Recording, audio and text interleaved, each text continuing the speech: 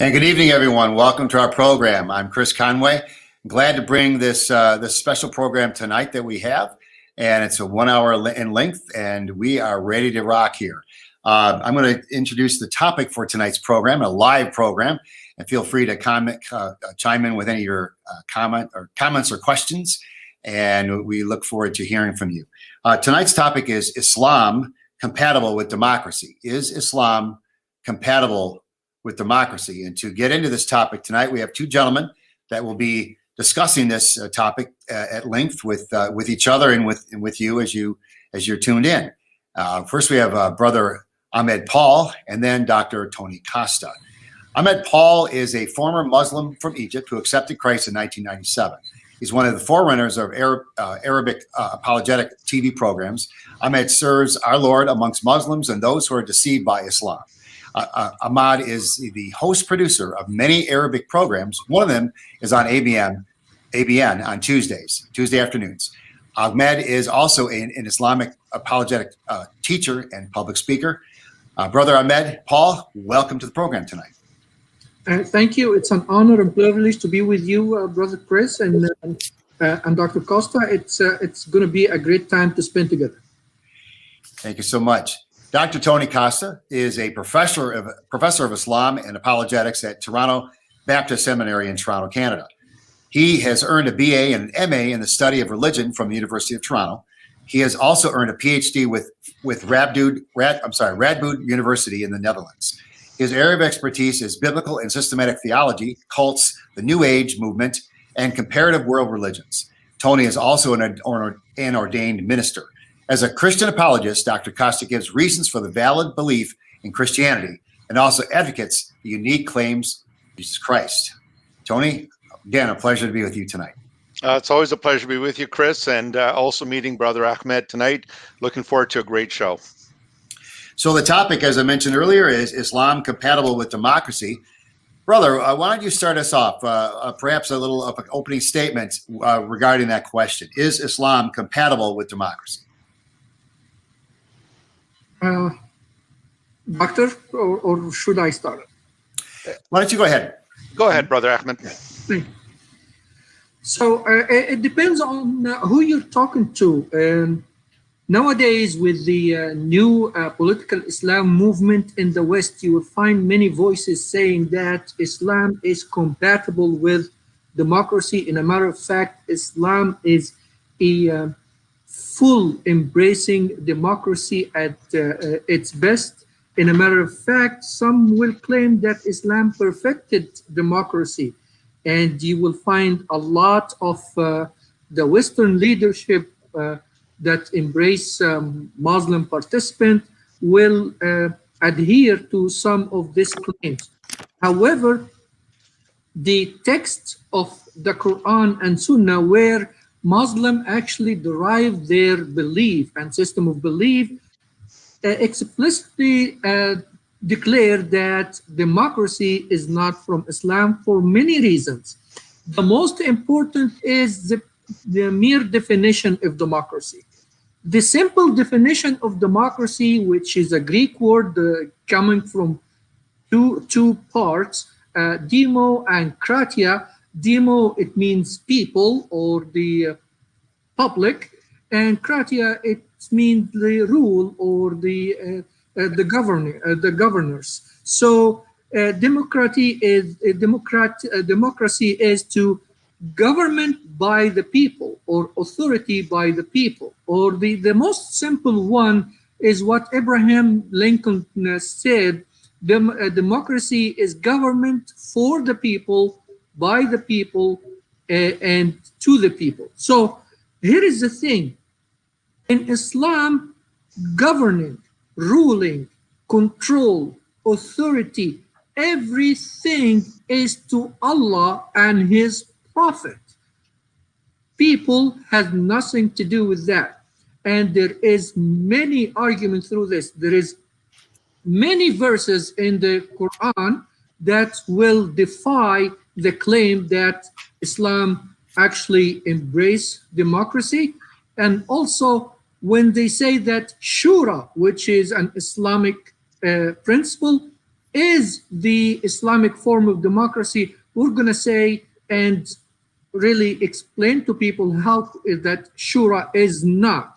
Shura is a term that appeared in the Quran 3 times, and actually one of the Quranic chapters is named Shura. Shura, it means consultants, and it talks about to take consultation from people, and only 3 verses in the entirety of the Quran, and one of them regarding the breastfeeding of an infant through the maternal mother, or giving him to a godmother to continue breastfeeding, which is in Surah number 2, chapter verse 233, and we're going to get into that.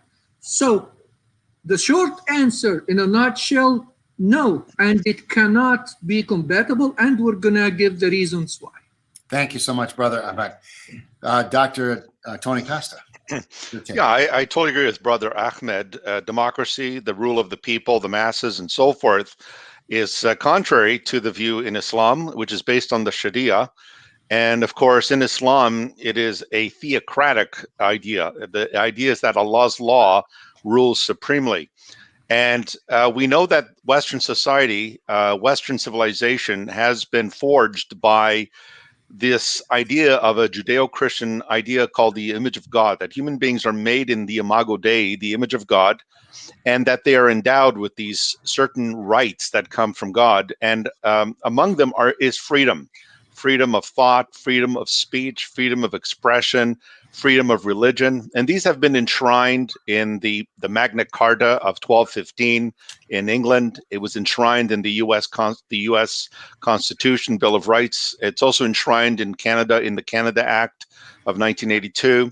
And also the UN Declaration of Human Rights, 1948. It points out that freedoms involve not just speech and thought and expression and the media, but not only freedom of religion, but the UN Declaration of Human Rights says the freedom to change one's religion without harm. But the representatives of the UN, the OIC, the Organization of the Islamic Cooperation, they put out what was called the Cairo Declaration of Human Rights, which was a response to the UN Declaration. And in that Declaration of Human Rights, they said that all the terms of this charter are subject to the Sharia. That's very important to understand. So in Islam, there is no freedom of religion. You can't just leave Islam and become a Christian, because Muhammad laid down the rule that whoever leaves his Islamic religion, kill him. You cannot criticize Muhammad, because Surah 33:36 and Surah 33 verse 57 says that when Allah and his prophet decide on a given matter, it is not for a believing man or woman to have any say. And then it says that whoever offends the prophet, whoever maligns the prophet, it says Allah has cursed that person, not only in this world, but in the world to come. So in Islam, there is no freedom of religion. You can't just decide to, okay, I'm going to become a Hindu, I'm going to become a Buddhist. You don't have the freedom to criticize the Sunnah, criticize Muhammad, criticize the Quran.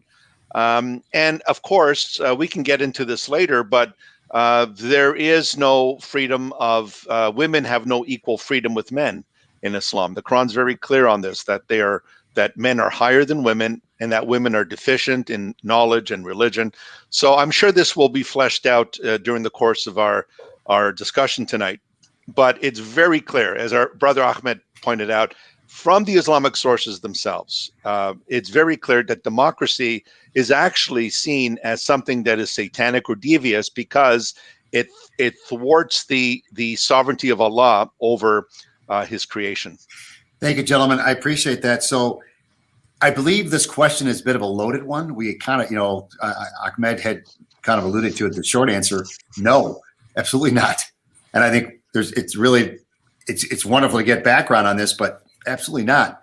But how would a Muslim, perhaps an existing Muslim, answer this question? Like, is Islam compatible with democracy? How would a Muslim perhaps ask? I know Obviously, Brother Ahmed, you were a former Muslim. Can you reckon back to those days? Is that a question or a thought that you had, if there was any compatibility with Islam and democracy? Well, during my time in Islam, there was a lot of movement that are trying to normalize the relationship with the outer world, especially in the West. So during the 60s, and there was this upheaval of communism and socialism, a lot of people came out and say Islam carries the principle of socialism, and it is in perfecting the principle of socialism, and it's and all the principles that the West have taken to adhere to are actually driven from Islam, and they are following our model, and therefore Islam is compatible with socialism in the West. And then capitalism gained power with the fall of the Soviet Union, and we find a lot of Muslim scholars come out and say, well, we have a form of democracy. This form of democracy called Shura, it's more perfect than the democracy of the West, and the democracy of the West falls short from adhering to the principles of democracy.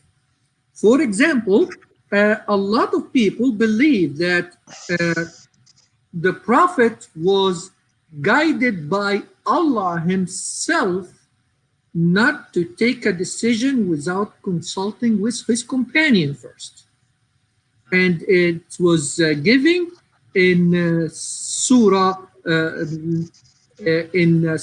number, let's say, 2, and verse is 233, when they talked about this little infant, and they told the man and a woman that it is prescribed by Allah that when you do have a child, that the man had to spend on the woman and the newborn to be fed and breastfed for at least 2 years. And if you both, through consultation and discussion, willingly, with absolute consent, agree that you will outsource and give the kid to be breastfed through a guardian or another woman or a stepmother or a paid for breastfeeder, then it is okay in front of Allah. Not only that, we will find that in other verses, for example, we will find that in verse 159 of Surah number 3, which is Surah Al-Imran, it's telling the Prophet, and I'm sorry to use the in this matter, but because I am addressing my brothers and sisters in the Islamic world, addressing the Prophet of Islam, and he's telling them a very unique message. He's telling them it was some mercy of God that thou wast gentle to them. Hadst thou been harsh and hard of heart, they would have scattered from about thee. So pardon them and pray forgiveness for them, and take counsel with them in the affair, and then thou art resolved, but thy trust in God. Surely God loves those who put their trust. فبما رحمة من الله لنت لهم ولو كنت فظا غليظ القلب لانفضوا من حولك فاعف عنهم واستغفر لهم وشاورهم في الأمر. شاورهم في الأمر, it means take consultation with them. Many of the scholars actually commented on this verse, which is in Surah number 3, verse number 159. It says it was just to make them feel good about themselves, because the Prophet takes orders from Allah directly. So he doesn't need consultation from a human being. In a matter of fact, the Quran talks about what he says, that he does not speak of his own on his own. It's all but revelation from the Most High, taught to him by the one with the great strength, i.e. Gabriel. So in this fashion, Muhammad doesn't need consultation from a human being. And this consultation is merely to make sure that they know that he is a good guy and he's not a tyrant ruler, and he's gathering them around him. But there is no consultation in in religious matter. For example, if they want to drink booze, and booze at this time, alcohol at this time was forbidden, there is no way he can consult with them. It is the rule of Allah that there is no drinking alcohol. End of story. So there is no consultation on that. However, when he was about to go out to fight with the people of Mecca, he asked question, where should I camp? Where is the encampment should be? Would I put the men on top or the women on top? Would women come out with us? And he started to ask questions, and those who battle hardened gave him some suggestions, and he listened to what God revealed to him. So he just listened to them as to give them, to make them merry of heart. But in a matter of fact, he is ordered by the Most High, therefore he doesn't need anything. And this is what a Muslim really believes, that there is no democracy in Islam, because you cannot put the man rule above what Allah already ruled. You cannot come up with something that is not in the Quran. And in the Quran it says, we did not forsake anything in this book. So we didn't let وَمَا فَرَّطْنَا فِي الْكِتَابِ مِنْ شَيْءٍ. So we did not let anything out of this book. Everything have been discussed in this book, so you cannot come up with anything from your own. By this, by itself, any other consultation, it is just kind of complementary and let's say kind of a pleasantry between Muhammad and his companions. Interesting. Dr. Costa, what would you say to? Yeah, I totally agree. And it's interesting we brought up the topic of socialism and how Islam is saying, look, you know, we can perfect socialism and so forth. If you look very closely between socialism and Islam, or let's say political communism and Islam, there's a lot of similarities. Communism, of course, is atheistic. Islam believes is theistic, believes in a God. But it's interesting that in both socialism, communism, and Islam, there is no freedom of the press. There's no freedom of expression. There's no freedom of speech. Everything is run by the state media under socialistic governments. In Islam, ideally, everything is supposed to be run by the Amir, the one who leads the Islamic government, or ultimately, ideally, the caliphate that is to be established. But I think it's very interesting that in the Quran, it clearly points out that not all human beings are equal. So, for example, in Surah 98, verse 6, it says that those who have been given the scripture, the Jews and the Christians, the Ahl Kitab, the people of the scriptures, and the Mushrikeen and the polytheists, it says they are the vilest, they are the worst of creatures. And then the Quran goes on to say, but you Muslims, you are the best of creatures, evolved for mankind, forbidding what is right and permitting what is, forbidding what is wrong and permitting what is right. And so the Quran makes a very sharp distinction between Muslims as the best of all peoples. You find that also in Surah 3, I believe, verse 111. And also that the worst, the vilest of creatures are the Jews and the Christians and the polytheists who rejected Islam and rejected Muhammad. But in democratic constitutions, it says that all men are created equal, that all human beings share this equality, and it's supposed to be equality of the law for all. with no discrimination. But even a Muslim commentator like Ibn Taymiyyah came right out and said that the blood of a Muslim is not equal to that of a Jew or a Christian. And in fact, under Islamic Sharia law, if a Muslim kills a Jew or a Christian, he is not to be executed. Even the Reliance of the Traveler goes into discussions about this. But if a Muslim kills a Muslim, then his blood is upon him and he is to be executed. So it's very clear from the Sunnah, from the Hadith, from the Tafsir, the commentaries of Islam, the Quran itself. It's very clear that the Quran is not talking about this idea of human brotherhood, equality, and so forth. It's very clear that those who do not submit to Allah are the worst of creatures and they are hellbound. Allah will simply cast them into the fires of hell.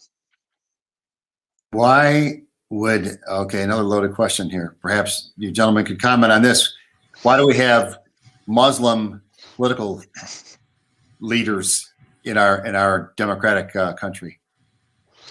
Well, if I can just comment, and then Brother Ahmed, I just had a line of thought there. Well, if you look at Ilhan Omar and Rashid Tlaib, you'll notice that they're very pro-socialist, and they're pro-democratic, Democrat Party. And the reason why they're in the United States and in these echelons of government is because of the freedoms and the democratic rights that you have in the United States as American citizens. And so in a place like Pakistan, the idea that a Christian can become a leader in an Islamic country is considered unthinkable and blasphemy. So the reason why they enjoy that privilege, and you got the Council of American Islamic Relations in the United States, is again because of this principle of equality and freedom of speech and expression. So we have, based on the principles that we live by, they're preying upon, if you will, I don't know their intentions, but I found it interesting that they can freely utilize the resources that are available. Yep. But I wonder, and maybe another question, I don't want to jump in here, but just like, what are we looking at down the road? But Brother Ahmed, any comment on that?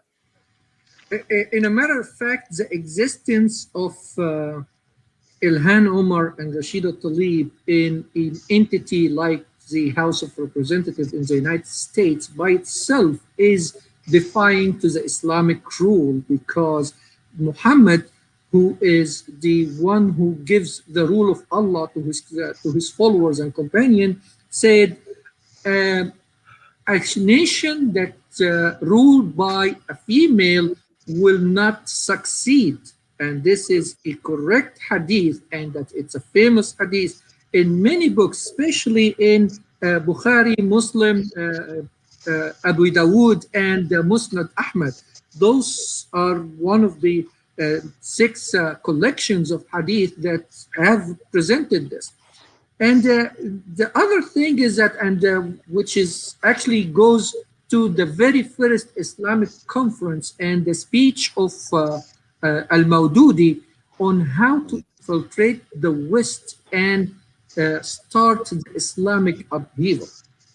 And pardon me, because when I speak, I do not adhere to the political correctness rules. So if we get cut off, it's because of me, so I apologize from now.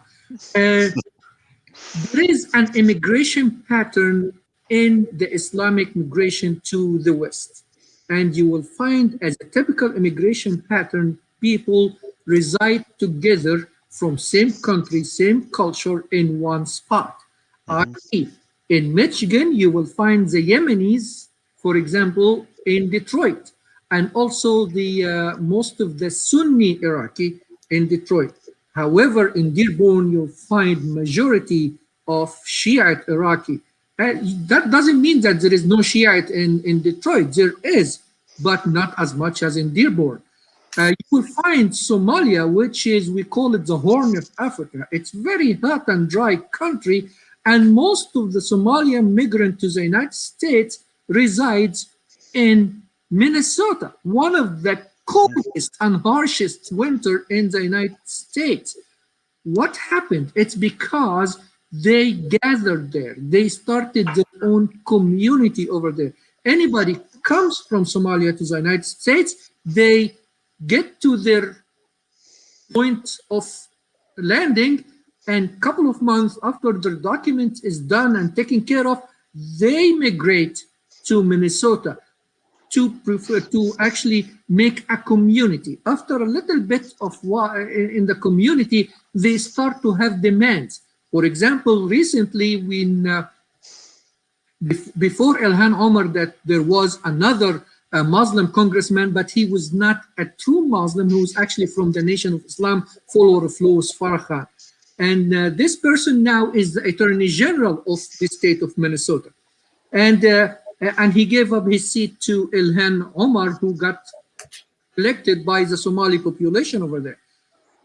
We find that those people started to ask for that there have to be a halal food on the food stamps.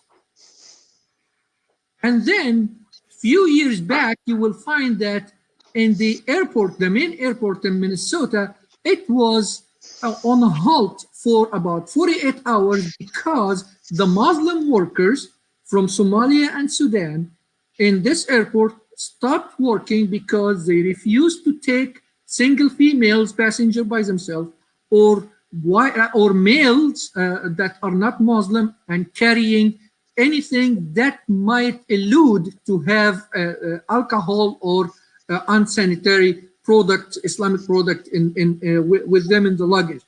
And the St. Paul airport was at halt for 48 hours. Cab drivers didn't take passengers, screeners didn't work. It was a big mess. That is telling us that there is an agenda to Islamize parts of the nation as much as they can and when they reach power. You will see that in Michigan, there was a Muslim doctor who was a candidate to be a governor. He didn't pass this time, but with the time coming and the migration of the conservatives from the liberal states migrating out of it, the majority of the voting bloc is leaning toward the acceptance of such candidates. And recently you will find a lot of people who are, if not actually practicing Muslim in the legal system, you will find people who are married to Muslim and actually have a Muslim last name in the Senate and in the House of Representatives. And let's not forget that the White House had the biggest number of Muslim females working during the Obama era, and it had a lot of negative impact on the modern Middle East that would caused what they called the Arab Spring, while it was an Islamic upheaval in the Middle East. Interesting. Well, we are coming close to a break here. I think one thing that I'd like to kind of tease the audience with, for one, just a reminder, we certainly welcome your questions or comments as we move through the second half of the program. And we certainly would love to hear from you, the ones that are watching. But as I see it, the question which we started with, is Islam compatible with democracy? I think we've established that, but I think that the thing that we may want to move forward with after the break is, what happens down the road, and we talk about a hidden agenda. We're an hour-long live program. We're discussing this topic, and some would say talk is cheap, but I think it's important to share, to see what's going on, and make people aware of what might be here to come. Not a doomsayer at all, but I think it's important to recognize the warnings and the things that are coming our way, perhaps. Not to live in fear, of course, but to be aware of what's happening. So with that, I'm going to just send us a break, and we're grateful for everyone's participation today. We certainly love to hear from you, so give us a call or send us a note on Facebook and YouTube, and we'll be right back after this brief break. Thank you. Coming up Friday, May 28th.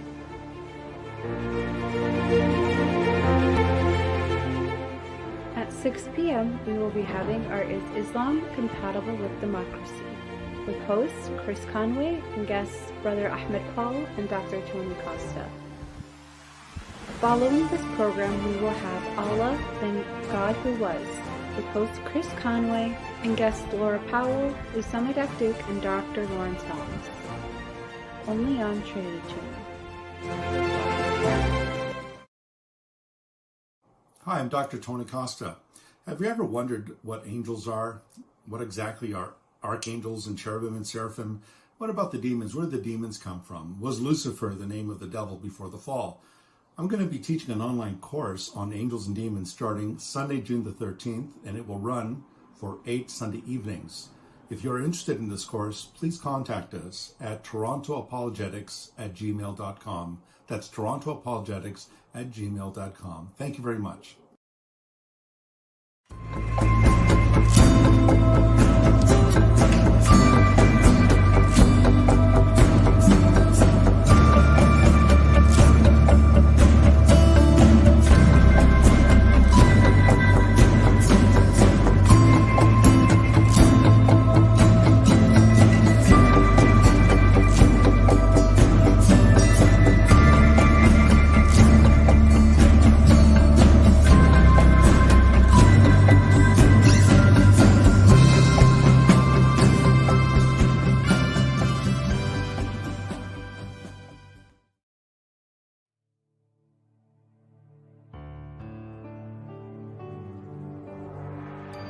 You are watching Trinity Channel.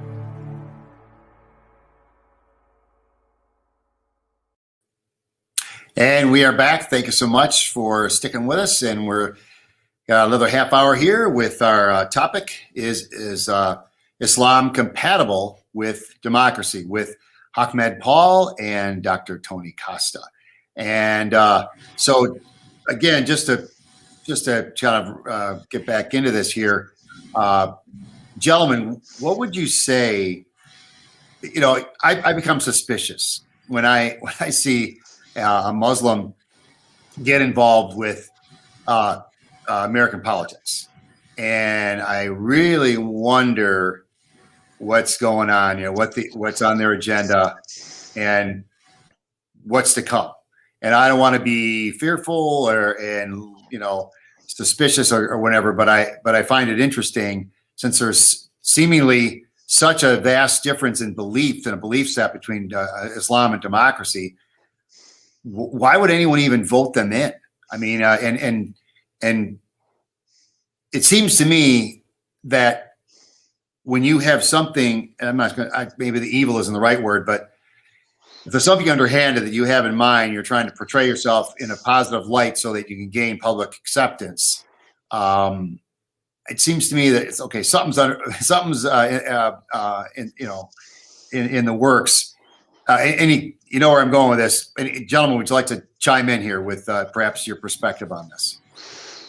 Well, I would say that the first thing we need to understand is that Islam does not recognize the separation of mosque and state. Christianity in the West, we have this separation of church and state ideology. Islam does not recognize that. Everything is one. Politics and religion are one. But there is an agenda. I mean, the Quran is very clear that if you do migrate, it should be for the purpose primarily of expanding the din, the religion of Allah. And those who fail to do so will be judged grievously on the day of judgment. The FBI a number of years ago discovered secret files from the Muslim Brotherhood that had a charter set out that they were going to destroy the West, not externally, but by what they called stealth jihad. It's supposed to be a sabotage of their miserable house. It says that they would destroy them by their own laws. And you alluded to this, Chris, when you talked about how these Muslims are in the layers of government in the United States. And the idea is to infiltrate the United States government. And the hope is that America, and not just America, but Canada, Britain, France, and the West, and so forth, that eventually these countries will capitulate to the rule of Allah. And this is very clear. I mean, the Muslim Brotherhood, from al-Banna to al-Qub, and all of these founders and so forth, Maududi as well, they make it very clear that the very concept of migration, remember, the Muslim calendar begins with the Hijrah, when Muhammad flees from Mecca to Medina in 622 AD. And the Hijrah marks the beginning of the Medinan era, where Muhammad receives the revelations of fighting the unbelievers, the kafir, and the whole the jihad verses that abrogate the previous Meccan verses and so forth. So yes, part of the agenda is jihad. This is part of their struggle to see Allah's din, his religion, basically the hegemony of Islam, take over the world. And they're supposed to do this with all of their strength. And so Muhammad said his marching orders were, Allah has commanded me to fight the people until they confess there is no God but Allah and I'm his messenger. In other words, until all the people become Muslims. And so that is the jihad. That is the struggle that they are to fight for until it is ultimately realized. So the Muslim Brotherhood, their agenda to bring a stealth jihad to the West and to sabotage the government from within is exactly what we are seeing take place before our very eyes. Brother Ahmed, would you like to comment on that? Well, I totally agree with Dr. Costa about what he said. And it's not only that. If you know that it is not permissible for a Muslim to live among non-Muslims, as much as he or she should not be living within a fire site of their encampment. So if the non-Muslim are lighting a fire, a Muslim should not be able to see this fire. That's how far he should be living away from those infidels or non-believers. But we find a lot of immigration patterns toward what they call the Christian Crusaders world. So believe it or not, in America and the West, we are not defined as people of the West or defined as European or Americans. We are defined as crusaders, and they are on a jihad to actually take over from the crusaders from within, as Dr. Costa mentioned earlier. How to do that? Because you don't have the shauka. The shauka, it means the military might. You don't have the power to do that, so you're going to do with something else. You're going to do with taqiyya. So you will avoid conflict and you're going to become friendly until you gain power. And this is what I was explaining earlier, the voting bloc power. People move from everywhere to conform a voting bloc that they will have a candidate participating in a general election, and they will guarantee a seat in this election. Is election by any chance legal in Islam? No. Are political parties legal in Islam? No. Islam talks about two parties, party of Allah and party of the devil. That's it. There is no political parties. Therefore, participation in any aspect of democracy, which is for them, is from the devil, because it has premises of the rule of man. It's by itself is defiling to the Muslim work. The democracy, as they understand it, has three main premises. So supreme authority rests with man, one vote, which actually has a big issue with the Islamic agenda, because a vote is considered a shahada or witnessing, but a man shahada is equal to women. So how this gonna justify one man, one vote, or one woman, one vote, which is gonna be really against a principal rule of Islam? The other thing, the majority is the authority, which is also is kicking the premise of Allah's rule out of the water. So how do they do this? When Muslims talk about democracy, that's why we see Ilhan Omar, Rashid Tlaib, and other in the democratic system and in the elections and stuff like that.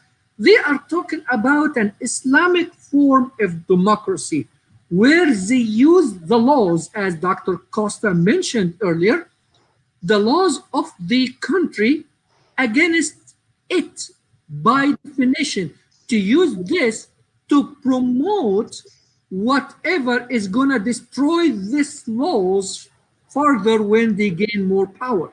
So they are starting small and they are depending on the pyramid of the populace. So they gain ground, they get grassroots, and they start to the top to take power. When they take power, all the liberties that you are having in democracy are going to start to diminish little by little. And at this time, you're not going to have a say in it because laws are going to change gradually. Not like a short, sharp shock, no, but gradually it's like the frog in the hot water. You just heat it little by little, and all of a sudden the frog dies because he didn't see it coming. Makes me wonder, for those of you who have kids, maybe you could, recognize this. When the kids are quiet, they're up to something. So, when I find it interesting, I wonder, with all the turmoil we have in this country, and there's so many different dynamics going on, and I'll just say, like, when there's racial tension between blacks and whites, that makes headline news, but it's a distraction, theoretically, possibly, toward other things. I think if you have a hidden, unhanded agenda, you like those kinds of things because it distracts people from what they're doing, And so I wonder, where do we see things going on 5-10 years from now? I mean, it's when things happen gradual, like Ahmed was just kind of alluding to, we don't necessarily recognize it or realize it, and then it's too late. Dr. Costa, what would you say? Well, I think there's an important principle we need to mention here. In Islam, there's the principle of darura, the principle of necessity. And what that basically means is that sometimes Islam will permit you to do things that are technically haram, they're forbidden. But if they're done with the ideal of dying in the way of Allah, of doing something that will ultimately lead to the destruction of your enemies, it's permissible. So, for example, the ISIS combatants, when they came to the United States and North America, they were told to shave their beards, put on a cross, and go to the bars and to negotiate and talk about plans to, put off explosions in various parts of the cities of the United States. Well, first of all, wearing a cross is haram, it's forbidden. Going to a bar where you're drinking is haram, that's forbidden. But if the intent is to destroy the enemies of Allah, then what jihad does, dying as a shaheed, it makes atonement, if you will. It cleanses you of all these sins. So I think that if we're looking down the road, we need to understand that right now, what's hitting the West like crazy is this whole woke culture, this whole idea of critical race theory, this whole idea of progressivism and socialism, social justice, and so forth. And you see, what Islam does is, if you notice, Islam will side with these groups. And they do that not because they agree with LGBTQ, but they do that because it's a means to an end. And once they reach that end, as Brother Ahmed pointed out, then they will get rid of them. So, for example, just recently, you had these groups in the United States saying queers for Palestine. So LGBTQ people were saying queers for Palestine. But if you actually send them to Gaza or to the Palestinian territories, they're going to be thrown from the highest roofs and then stoned to death. But you see, the whole idea is you utilize that. It's what Vladimir Lenin called useful idiots for the cause. You use them to achieve your purpose. And then once you become supreme, what does the Quran say? Why do you cry for peace when you should be uppermost? And so the idea is, once you become uppermost and you have the majority, then the first ones to go are going to be all the useful idiots that basically pave the way for you. Brother, what would you say to that? I am gonna second what he said, and I'm gonna tell you even more. Recently, there was a Pride March, Mm-hmm. and to my great surprise, there was Representative Ilhan Omar in this Pride March, and a lot of Muslim people in the Pride March. But when I noticed where was it, I understood. They were in a place that lacked Muslim population, but they needed to be seen as a crowd, as a grassroots movement. So they got involved in this thing that is extremely prohibited in Islam. Remember in United Nations, when they were talking about the AIDS and the HIV pandemic at that time, the only people who stood against giving aid and help to the HIV and AIDS were the Muslim Islamic organization, Islamic conference in the United Nations. That's about 62 countries in this organization. That's a big voting bloc in the United Nations. So I was surprised to see them in this parade, but I understood. And as Dr. Costa said, the darurat tubih al-mahzurat. It's whatever. It's the Machiavellian principles at its best. Whatever you win with, play with, and justify the mean. If this is going to take me to the promised land, let me squeeze it to the end. And that's what they are doing. That's why they are supporting someone like Louis Farrakhan, who is actually speaking ill about the Middle Eastern Muslims. But guess what? He's having a foot ground in the United States and the Northern Hemisphere. So let's support him. They have the Ahmadiyya in South Africa Islamizing people. Most of the Muslims believe that Ahmadiyya movement are infidel Khawarij and they are not real Muslims because they believe in Mirza Ghulam Ahmad. But they are converting people to Islam. Therefore, we support them.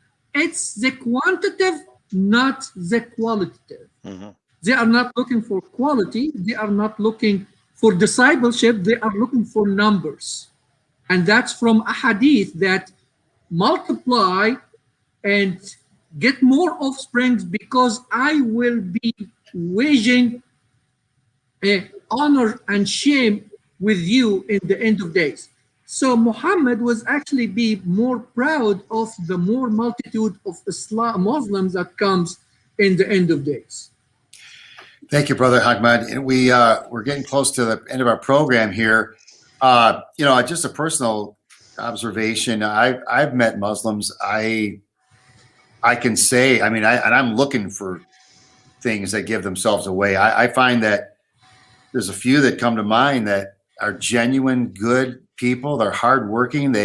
I don't think they want to do any harm. They appreciate the beauty of living in this country and they enjoy their freedoms. And they don't give me the impression that they have this long, this inevitable hidden agenda to do harm.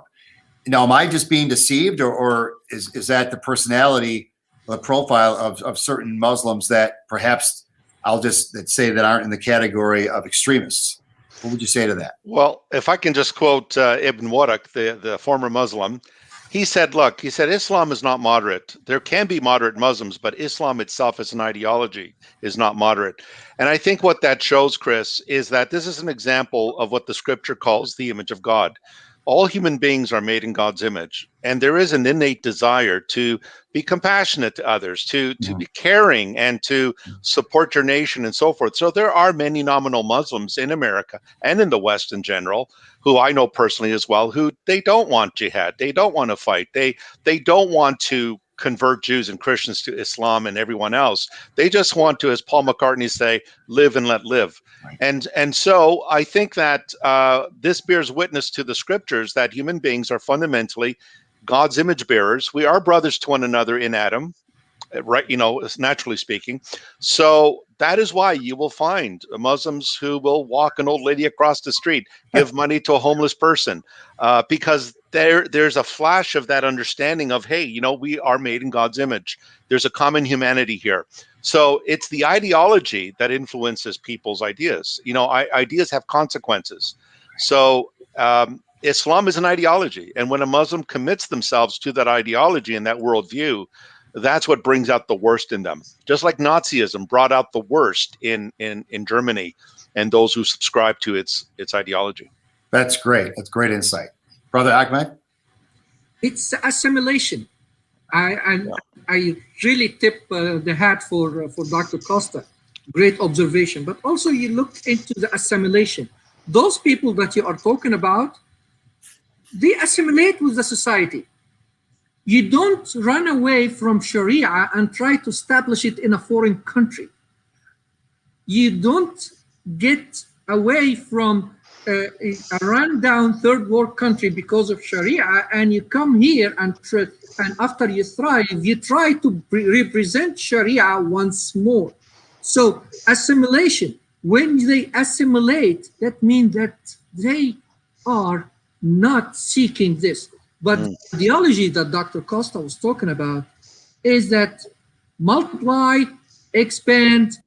Muammar Gaddafi, the late leader of Libya, he said that soon we're going to invade Europe. People in the conference laughed at him. We buy our food and weapons from them. How we're going to invade them? And he said, who said about military campaign? We're just going to overpopulate them. And soon, 53% of the voting power bloc in Europe, it's going to be Islamic. Soon, within 10 years, maximum, 53% of the voting bloc across Europe, it's going to be Islamic. So was he an idiot? No. He was a visionary. We failed to read between the lines. On the other hand, people are genuinely trying to better themselves. But as a former military, I was trained in the Secret Service. So when I see people leaving Syria with all the atrocities in Syria, my heart goes out for them as Christians. But as an ex-military man, I say, well, Saudi Arabia is way closer than Greece. They have the same language, the same culture, especially that those who are leaving Syria most likely are the Sunni, not the Alawites. So Saudi Arabia will be closer. Kuwait will be closer. Iraq is run down for now, so they have an excuse, but the Gulf states are wealthy and they can absorb them. Why are they heading toward Europe? It is just a question that I need to ask myself. And at the same time, I'm asking the audience, which make more sense? You go to a climate and financial situation and language and tradition that suits you, or you travel all the thousands of miles in harsh condition to the unknown? Simple question. Gentlemen, we're creeping up on the final few minutes of our program. I'd like to give each of you a couple minutes or so to kind of wrap things up as we finish this topic. Is Islam compatible with democracy? We'll cover some ground tonight, but Doctor, why don't you finish up here, and then we'll have finish up after. Sure. I think it's pretty obvious from tonight's discussion that Islam is not compatible with democracy, and that if Islam were to become the government of the United States or the West, you would see your Constitution demolished. The American Constitution is considered a human document. It is not divine. It is not inspired. It's not from Allah, and therefore it is inferior to the Sharia. And so if Islam gets its way in terms of political hegemony, then your freedom of speech will be gone. If you're a Jew or a Christian, you will be made a dhimmi, a subjugated person under the Islamic State, where you would have to pay a jizya, the special poll tax, unless you convert to Islam. If you refuse to pay under Islamic law, they can fight you and kill you. And so we need to preserve our freedoms. This is what made America great, and it's what made the West great. There's no surprise why the Industrial Revolution took place in the West. There's no surprise that the airplane was created, invented in the West, the automobile. Great medical discoveries have been made in the West. There's a reason for that. And that's because the Judeo-Christian worldview is the superior worldview that sees all human beings as made in the image of God, all in need of a savior, all in need of God's grace. And that is what has produced the great hospitals, the great universities, the great colleges, the great parliaments and governments and monarchies and so forth and so on. Islam takes over, that is all gone. That's all part of al-Jahiliyyah. It's the time of ignorance. Islam will come to bring light and so forth. So we need to understand that at the end of the day, if you're a believer in the Lord Jesus Christ, we don't wrestle against flesh and blood. We are waging war against ideas and strongholds that are opposed to God, the biblical God. And we need to reclaim our heritage and recognize that our rights come from God, the one true God of Scripture. And we need to maintain those rights. Because we are God's image bearers, we need to preserve those precious rights that we have. Thank you, Tony. Brother Hadman? Thank you. For all those who listen and say that Islam is really presenting a bright form of democracy, I tell them that they have been deceived. Because from the get-go, supreme authority in the Islamic form of democracy belongs to God, to Allah, not to the people. The authority itself has nothing to do with what people decide. Majority or minority, it doesn't matter. Islam, there is no equality. Men are not equal to women. Men are not equal to each other, and Muslims are not equal to non-Muslims. And there is big difference in class, in faith, and in attributes. Islam, by criteria, made decision according to God ruling, not according to the benefit of the place and the country and the people. Therefore, anybody who deceive you and tell you that the democratic form of Islam comply with the democracy in the West, they are deceived. We are, as the doctor quoted the Bible and they said that we are fighting against power of and principalities, there is still hope in Christ, because we cannot change the ideology. We cannot change what they have been raised on, but we can change the heart through prayer and through presenting the truth with love, telling them who is the real God, what is the real truth, and how they're going to get to real heaven to enjoy the presence of the real God. Then when that happens, things change and they become a new creation, and all this old ideology will be obsolete. Thank you so much. I appreciate that. And, you know, I think it's fair to say we're on the winning team, and it's going to be definitely a battle, but we're grateful that we will find ourselves victorious as we stay faithful and not live by fear, but certainly by faith and have hope. And certainly we hope that tonight's program change the hearts of those that were listening and in the programs to come, because there's a lot of things going on behind the scenes. I think one of the beauties of this ministry is it will call those things out and bring it to our awareness. And it's wonderful to have a gentleman like yourself who are scholars in this area and continue to bring forth shed light on this topic, and others as well. So grateful to have you here tonight, the three of us on this program, and it seems like it's bye. And we'll look forward to doing it again sometime soon. And at this point, I'll just say thanks to all who are watching and have watched. Look forward to having more shows coming up. We have one more coming up this evening at 8 o'clock. Tune in for that one. But at this time, we'll say good night. Thanks so much, Brother Tony and Brother Ahmad. And thank you. You're welcome. Thank Okay, you. God bless you all. God bless you all too as well. Good night now. Thank you. Amen. Bye-bye now.